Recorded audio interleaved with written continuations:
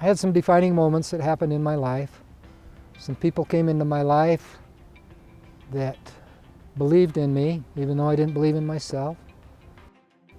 I had an ecclesiastical leader that visited with me and asked me how I would feel about being a missionary.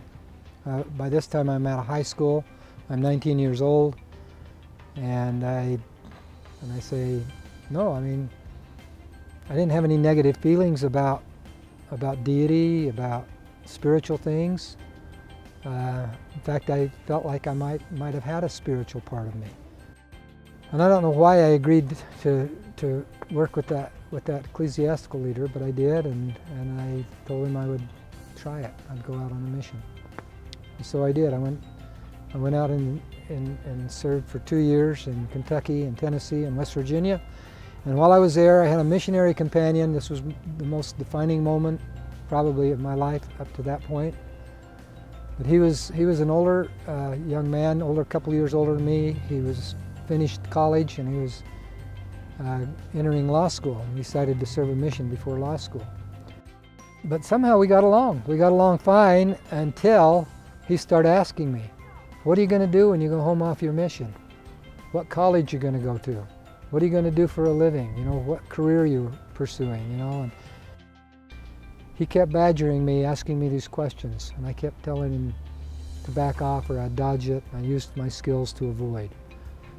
One day he was bugging me about it again, and I don't know what it was. I was just a little irritated by it, and so I just jumped on him. I spewed it out. Why do you keep asking me that? You know, I'm so tired of you asking me that. I don't know what I'm going to do when I go home.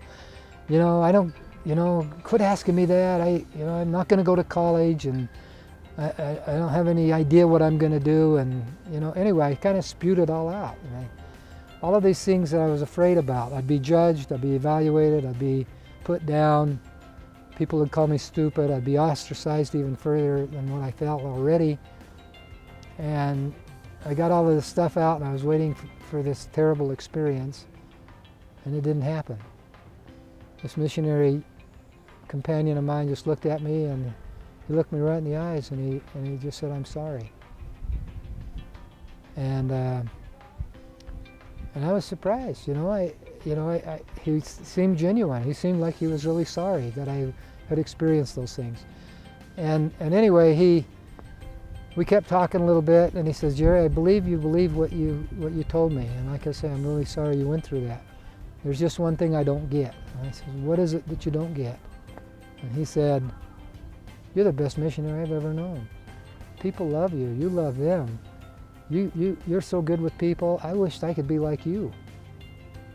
And so I don't get, I heard your story and I get it. I know that you feel it, but it's not what I experience when I'm around you. I just don't see any of that. I see this and this and this.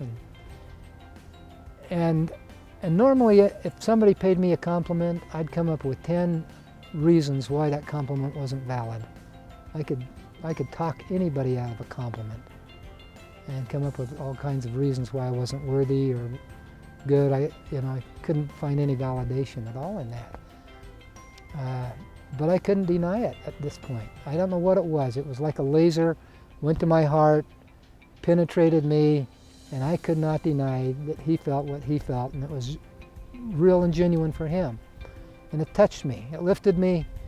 It went deep. I'd never had that experience before. It was the most profound moment in my life. By the time I left to come home, I had agreed to him that I would try it. And after that quarter of school, I got C's. And I mean to tell you, I was on top of the world. I got C's. Those are the first C's I ever had in subject matter. I did really well in my major. I majored in social sciences. And I had an internship where I worked with some teenage kids. I had one of the professors there at the college supervise me in that process. And I graduated from college with a B average.